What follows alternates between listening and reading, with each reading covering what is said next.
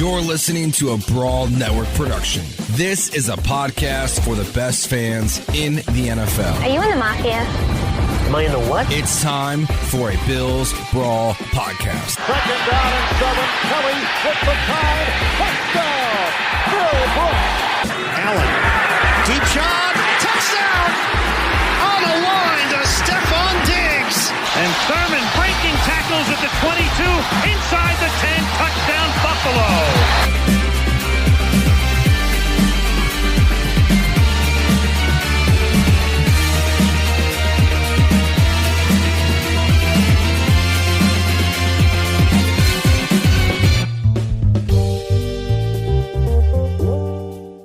And it is indeed another edition of the Bills Brawl. I'm your host, Mike Lindsley. Get us on Twitter at Bills Brawl and me at Mike L Sports. We right now bring in one of the best in the business. He is a beat man and insider for New York Upstate. You can get him on Twitter and, of course, the Shout Buffalo Bills football podcast at Matt Parrino, and those general Buffalo Bills updates via New York Upstate at Bills Updates. Matt, welcome aboard, buddy. Thanks for coming on. How are you? I'm good, Mike. How's it going? I'm well, getting, kind of antsy for football to start. I know you're kind of in that category as well. What do you want the Bills to accomplish at training camp? I think that, for a team like this that is the continuity is such a high level that, you have an expectation going into this that they're going to be able to hit the ground running. Like a lot of, familiarity amongst the group, walking in, knowing people. So a lot of the, big topic this last month and a half has been the fact that training camp's in Buffalo and they don't have that period of time in Rochester at St. John Fisher where they can kind of get to know each other and, bond a little bit. There's a lot of bonding and getting to know you that's happened for this group over the last 3 or 4 years, however long certain members have been here. So I think it's just about, the battles that we're going to see take place. I mean, there's a couple position battles that are really intriguing. I think cornerback 2 between Levi Wallace and Dane Jackson probably tops the list for me. But along the offensive line, there's a couple potentially as well. Tight end. I know that there's a portion of the fan base that's intrigued about Jacob Hollister and what he can maybe do to push Dawson Knox. So a team this good, it's about finding little areas to improve, and that's what I want to be looking for as we kick things off next week. The running back situation, what do you like most? What do you like least? I was talking to Ryan about this last week on one of our shows, and I don't know what it was about last season. Maybe it was the fits and starts for Zach Moss, but I didn't leave 2020 with the kind of opinion of him that I've been able to develop over the last couple of weeks as I've gone back and taken another look at his rookie season. There's a lot to like. I mean, in that Indianapolis game last year, I really thought that he was finding some comfort, and his ability to catch out of the backfield is something that I don't think we talked enough about. I think it was Greg Vorse on Twitter that put out a tweet today I saw where it was he had 18 pass attempts, opportunities, and he didn't drop a single pass last year. And that's going to be a piece that's important because Devin Singletary, who I think you could say probably has a slight edge to be the starter, quote unquote, if there even is one of those in this backfield. I mean, that's been his bugaboo, is being able to consistently catch passes. And so I think that piece of it, I'm excited to see what Matt Breida brings to the mix because that's an element that I think that they were missing last year. But I think going into this thing, how I'm projecting it is, I think Zach Moss is probably going to win that job and be the guy that carries the bulk of the load if he can stay healthy. And I think that Breida could be a real matchup chess piece for them. So I like Moss a lot because I just think he's a massive, kind of versatile, quick dude. And, before he got hurt, he grinded defenses down. If I remember correctly, he grinded down the Broncos in the fourth quarter. He did the same thing to the Steelers in the regular season. So this is a really, I think he's got a lot of potential. Do you think the Bills, I know they're built around Allen in the past, and they're going to go as far as Allen and Diggs and that offense from it, through the air takes them. But how much more do they need to run the ball? Because we have heard that a lot, right? Like, you got to have a little bit more balance. I mean, I don't want 50-50 balance here, Matt, but how much more do they need to run the football in order to at least take pressure off maybe number 17 and others? I think that they proved last year, and I go back to that New England game where they changed a little bit about their identity and they were able to run the ball a little bit better. I think that they'll run it better, but in terms of your question, I don't necessarily want to see any uptick in rushing attempts for what this team tries to do. I think at times, I think the balance needs to come a little bit more in how Brian Dable devises the split. And, there was a lot of games last year where I think they came out and they were just throwing. Whereas I think that if you're a little bit more strategic with when you throw in a run play and a run play that you like, I think that can make you more effective as a running team as well. But, man, I want the ball in Josh Allen's hands. I want the ball in Stephon Diggs' hands, Cole Beasley. I'm pretty bullish on Dawson Knox as well. I'd like to see him get maybe an uptick in targets and see what he can do with it. But, yeah, I want them to run probably about where they were a year ago and just execute better.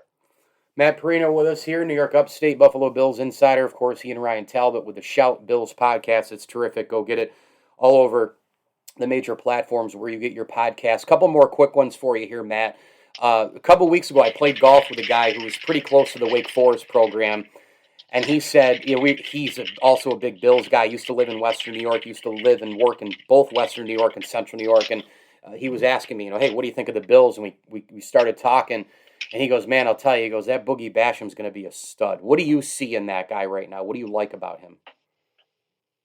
I like a lot of things about him. I like his attitude. I like the circumstances of which the Bills are entering into the mix. You go out there and you take a guy in Gregory Rousseau, who I think has, blue chip potential at the position, a guy that could develop into, a Pro Bowl caliber player, and then you go back and you take another swing on the line and you bring in Basham, who I think had first round grades from a lot of experts, and now you bring him in as a guy that's probably feeling pretty slighted about what happened. And the way that they develop guys and the way that they, their culture and how they go about their business, I don't expect Boogie Basham to come out here and necessarily take any shots at teams passing on him or anything like that. But I have to believe that there's a piece of him, and we'll dig into that as the course of the season goes along, especially if he has the type of role that I think a lot of people expect he can have. How much that's going to drive him this year to prove right off the bat that, man, a lot of you folks messed up. I mean, look at New Orleans. A pick before the Bills took Rousseau, they took Peyton Turner, who I think, he was a lot like Basham in the sense that there was mixed scouting reports on him. Some people had a first-round grade on him. Some people had maybe some people had as low as a day 3 grade on him. And so if I'm Basham sitting there going, 30 picks, 32 picks later, I got a chip on my shoulder. I think they like that. I like the versatility. And Leslie Frazier kind of told you, he basically thinks that he can play on the outside and he can play on the inside, not only on third down, but they think he has the size to use him early on downs at defensive tackle. And I think that kind of versatility, that just screams to this coaching staff on how they like to use their players. One thing I'm really intrigued by is the Bills going into this thing, all the expectations. The fans are back. The pressure on the road, the crowd noise, the bullseye's on the Bills. The Bills are expected to win now. Do you think this group can handle that? I think they can handle that, but I definitely think that is an interesting bullet point to this preview of this team and this season is the emphasis that they began putting on the crowd noise factor even back as early as rookie minicamp. Yeah. And I think that's going to be something that teams really have to deal with across the league. And I think some of the moments that Allen has struggled in the past have been when there's a lot of chaos happening. You go back to that Houston Texans playoff game, and I know it's a bad memory for Bills fans, but, the excitement level of that game and, the crowd factor, and as the tide of the game was shifting and the crowd played a big role of that, he lost himself a little bit. It's something he's been working on.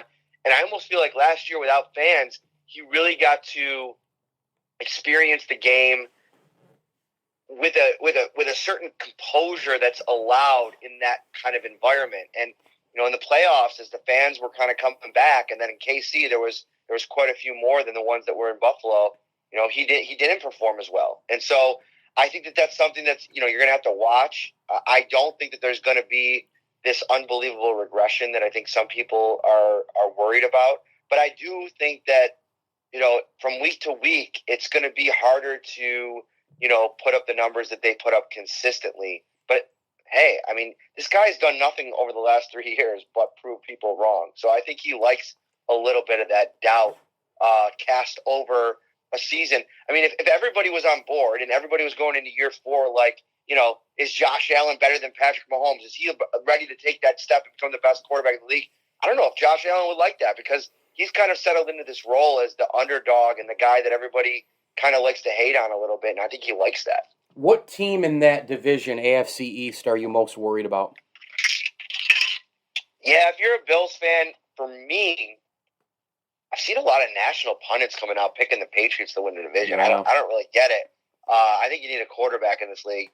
I think that the unknown of Tua and how well the Dolphins played last season, for the most part, I mean, that was I felt like that was a year 2 of the Bills build. Like, it's very similar. It felt very similar, right? Although Tua was in his rookie year, and I think that they outperformed my expectations for them. Even though I thought that they were going to be a solid team, they were really good. I don't think that last game was necessarily an indication of how good they were. I think it was just more about the Bills and how much better than they were. So I like the Dolphins to be that top test for the Bills. I think that they have the better roster, 1 to 53. Once we get there, and I think the quarterback is a big piece of that. Listen, I kind of am intrigued by the tight end situation that they're doing in New England with Jonnu Smith and Hunter Henry. Yeah. But I just don't think that they can, unless they're bulldozing you in the run game, and Cam is super accurate and they have a real plan for what they have at the skill positions. There just doesn't seem to be enough talent around him, in my opinion. Whereas you look at Miami, and even if Tua takes a small step forward, I think that the talent around him with Parker, Fuller, Gesicki, and now the rookie Jalen Waddle, there's a lot of talent there in Miami. There's no doubt. Final thing for you. I know you're a big chicken wing guy. You're a big food guy, but lately you've been on the hot dog train, and let's get you fed here with some Hoffman hot dogs, and we'll get your power rankings, huh? Yeah. Listen, I didn't mean to start a war over the weekend. Oh, hey, listen, Matt. People think about hot dogs the same way they do chicken wings, man. It's an intense talk, man. So I was at a bachelor party out of town, and I wasn't even getting that good a service. Congrats on surviving, by the way. Yeah, I'm totally survived. That's a great way to put it. And I was having they put some burgers, some sausages, and some hot dogs on the grill. And it was in Keuka Lake, but the guy's house that we were at is from Rochester, so he had a couple packs of Zweigels, and they put it on there. I never had it, which is crazy because I didn't even think they were bad. They were good. They were good. Yeah. I love Salins, and so like I always put, like, I've had Nathan's hot dogs before. Oh my God, they were so terrible. Like, and I don't know if that's just because I grew. Here's the thing, and I guess we could have a larger conversation about this. I think a big part of your hot dog passion comes from what you grew up on. That's exactly right. You had them so many times that you just develop that kind. So anything different from that is going to feel weird. Correct. And I saw even Schweigel's, the actual account, tweeting at me. I was like, oh man, I probably should have put that out there. I wasn't trying to dump on him. I love Salins. I always stand for him. So, but yeah, in the future, I'm gonna think twice before I shoot out a hot dog take. I think when you get some Hoffmans in you, it'll be really good. Speaking of wings that I mentioned before, I can't wait to get out to Buffalo and try to at least see a game, meet some people. I got to hit up Barbill. I got to hit up a couple of those last wing spots I haven't been to. I've been to Gabriel's Gate and Elmo's and Duff's Anchor Bar, obviously, but. I got to get to the Bar Bills of the world and some of the other ones to go. I like Swanee houses as well. I think those are underrated there downtown.